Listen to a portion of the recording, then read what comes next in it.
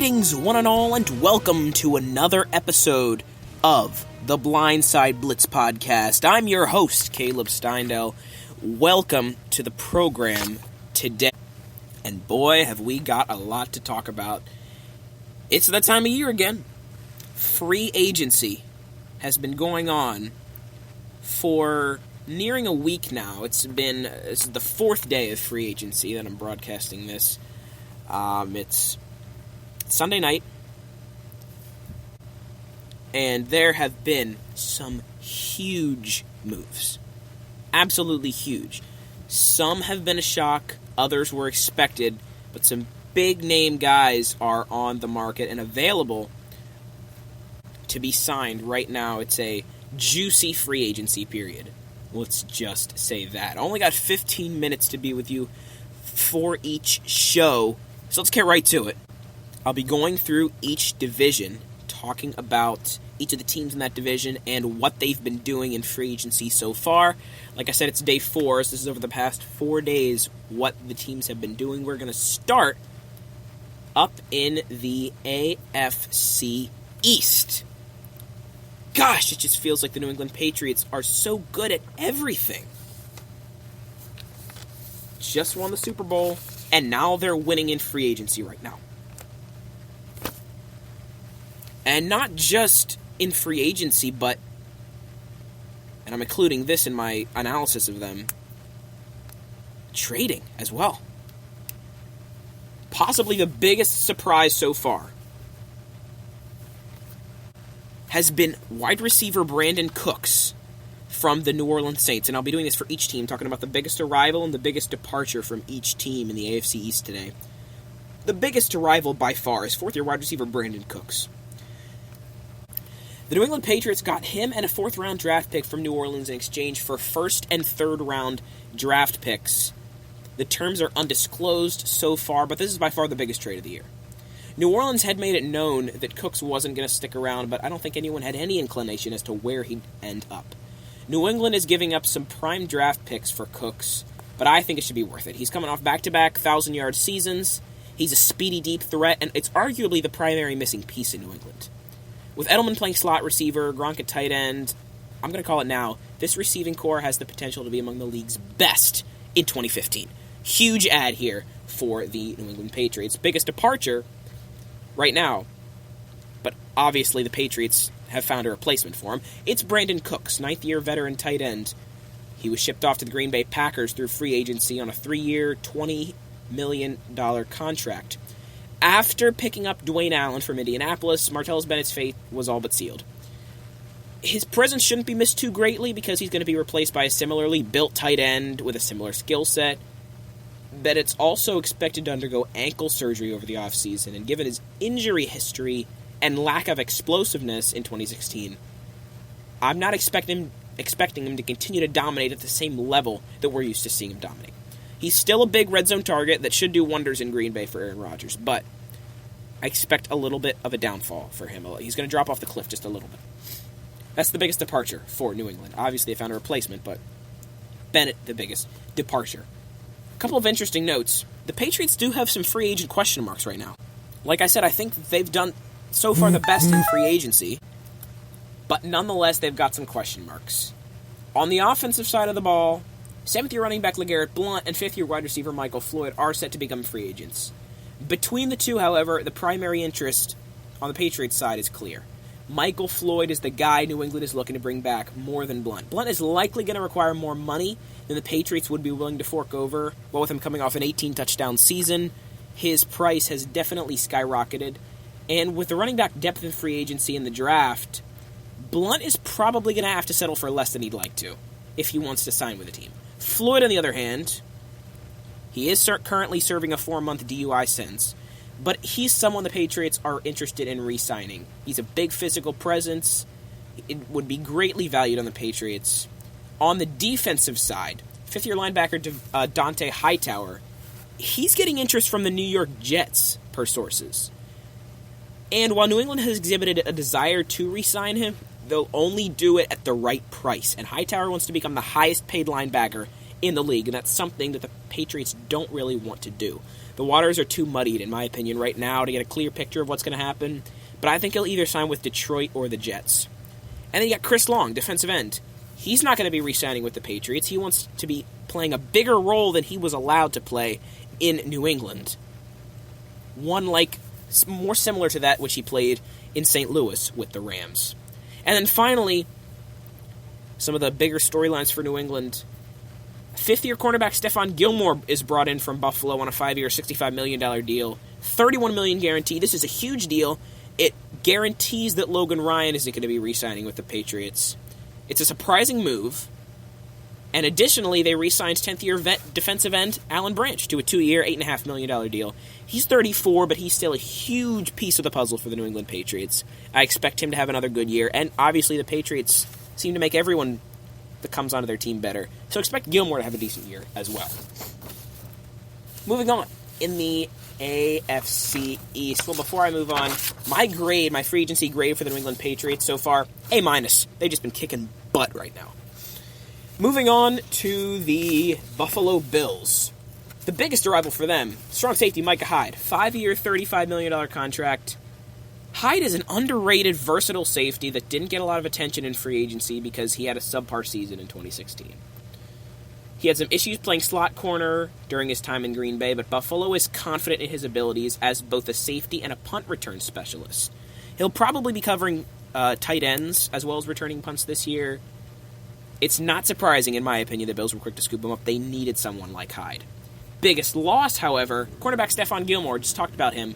5th season. His new team is the Patriots with that 5-year, $65 million deal. This one was a big surprise for me. Gilmore was arguably the best corner on the market, and the Patriots don't usually like to aim that high. They usually peruse the bottom of the barrel for hidden gems. I was surprised at this. And the Chicago Bears also showed significant interest in Gilmore. It makes for a pretty surprising twist. The interesting thing here for the Buffalo Bills is a pair of fullbacks. Yeah, in addition to their big secondary moves, Buffalo acquired 2 of the league's top fullbacks, 5th-year man Patrick DeMarco and 9th-year vet Mike Tolbert of the Falcons and Panthers, respectively. DeMarco of the Falcons and Tolbert of the Panthers. Both were gotten at a rather cheap price. DeMarco's got a 4-year, $8 million deal, and Tolbert was just a 1-year, $1 million deal, but nonetheless, both of these acquisitions combined, in my opinion, make hardly any sense. DeMarco was signed as McCoy's lead blocker, and after the success of Freeman and Coleman in Atlanta, it's not surprising to see another huge statistical year from McCoy in 2017, in my opinion. Then Tolbert was signed, and I was like, what? I'm guessing that's a kind of a ground and pound change of pace back to come in for McCoy when he gets tired. And that's probably going to be Colbert who gets to vulture more of the touchdowns. Sorry, it's probably going to be Tolbert who's going to vulture more of the touchdowns, which will probably make fantasy owners mad. Nevertheless, it's a 1-2 punch that I think these top-tier fullbacks will provide an excellent game. It'll be interesting to watch. I was surprised at the sign. I don't think it makes much sense, but I think it'll work out in the end for them. Other major moves, out with the old in with a new 9th-year kicker Dan Carpenter was let go by Buffalo, and they brought in Steven Hauschka to replace him on a 4-year, $12.5 million contract. They've also got questions at linebacker, although one of them was answered. They recently re-signed Lorenzo Alexander to a 2-year, $9 million deal. 5th-year linebacker Zach Brown is a question mark. Not sure if they're going to re-sign him. But the big question here for me to keep an eye on is who's number 2 at wide receiver? They let 4th-year wide receiver Robert Woods go, and at this point the receivers behind Sammy Watkins in Buffalo are all no-namers. No one knows who they are. The Bills would be wise to focus on getting another slot wide receiver to play behind Sammy Watkins. Kendall Wright is a name to keep in mind. I like him as a fit with the Buffalo Bills. I think that is something to look at with Buffalo. It should be a key priority for them, one of their top priorities in free agency as the days continue. Free agency grade for the Bills, C+. Could be better, but it's above average. Moving on to the Miami Dolphins, the biggest arrival, obviously, linebacker Lawrence Timmons from the Steelers on a 2-year, $12 million contract, $11 million guaranteed. He's no spring chicken. He turns 31 in May, but Miami felt they needed a veteran to boost their front seven, and they got one in Lawrence Timmons. He's recorded 100-plus tackles and multiple sacks in each of the past 5 years. Seems like a reasonable solution. Pittsburgh just couldn't afford to keep him around. I'm not sure how they're going to utilize him yet. He's not the best linebacker out there, but Miami seemed to know what they were looking for. They signed him quickly. So we'll have to see how they're going to use him in their system. Biggest departure, the only departure actually, tight end Deion Sims got shipped off to Chicago on a 3-year, $18 million contract. Julius Thomas is in line to shoulder most of the load of the tight end position. It's not surprising that they let Sims walk. Miami also had some massive re-signings. They went big on some huge pieces. Free safety Rashad Jones got the biggest deal. 5-year, $60 million contract. He's a versatile, athletic safety, one of the highest paid safeties now with that deal. He missed most of the 2016 season with a torn rotator cuff, but like I said, one of the better free safeties in the NFL. It was imperative that Miami re-sign him. Andre Branch, defensive end, re-signed to the tune of a 3-year, $24 million deal. And he notched 5.5 sacks last year with Miami. They're hoping that he can repeat his solid performance last year. And finally, Kenny Stills, returning as the number 2 receiver behind Jarvis Landry, signing a 4-year, $32 million deal. It includes $20 million guaranteed. He caught 9 touchdowns last year. And it proved to be a big play threat that the Dolphins needed, averaged over 17 yards per catch with Miami. So a big re-sign for them. Also, other major moves. 11th-year vet defensive end Mario Williams got cut by the Dolphins. Hasn't been his old self, really. An unsurprising move. I expected that. And then finally, for the New York Jets. I wanted to get to their grade quick. Free agency grade for the Dolphins, B-. I've liked what I've seen from them. New York Jets, finally. Biggest arrival, the only arrival, 5th-year tackle Kelvin Beachum on a 3-year, $24 million contract. He's the only arrival for the Jets. Beachum was a necessary add after Jacksonville decided not to re-sign him. He's one of the better available offensive linemen, and a change of scenery to a tackle-needy Jets team is the perfect thing for him. Hopefully 2017 will work out better with New York than 2016 did with Jacksonville for him. He had an off year after leaving Pittsburgh. Biggest departure, also the only departure for them. 11th-year wide receiver veteran Brandon Marshall. Off to New York on a 2-year, $11 million deal. Marshall was an aging veteran. Surprisingly, they could afford to give up. Eric Decker is a capable number 1 wide receiver, and Quincy Enunwa is an emerging number 2 speedy slot receiver. Smart move, released some cap space for them as well. And then finally, there's 6 unsigned players. Left tackle Ryan Clady heads off this list, saves the Jets $10 million in cap space with his reliefs, but leaves a hole at tackle. They're hoping that Kelvin Beachum can fill that. Quarterbacks Ryan Fitzpatrick and Geno Smith have their flaws, but they can both be suitable as at least backups. Smith has drawn interest from the Giants. There's a chance he'll move to a different team, but stay in the city. Darrelle Revis, an aging cornerback that was exploited often in 2016, he's past his prime and really needs to be let go. Smart move by the Jets. I think they're going to let him go to free agency. And then finally, Kyrie Robinson has broken his leg 3 times over the past couple of years.